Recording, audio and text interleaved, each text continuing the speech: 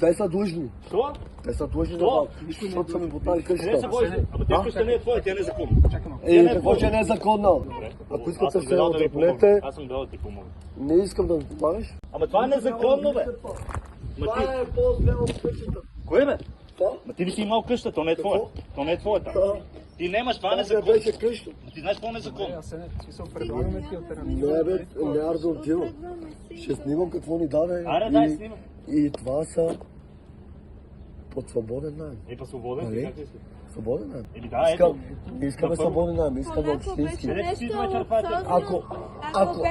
Ако не работя един месец, ще ме изръжи навън, ако не ти е плата един месец. нали? А там не си плащал. Не. Еми не, ама Да, незаконно. да си говорим реално. Държат 30 години. Друго е да плащаш 780 лева найем, друго е 500. Не искаме, това е пълна сила, може ли да по-насила да ме вкараш от тази кочина? Не, предлагаме ти Може ли да ме вкараш от тази кочина? Альтернатива заради ръчиците, заради това време да помогнем какво може.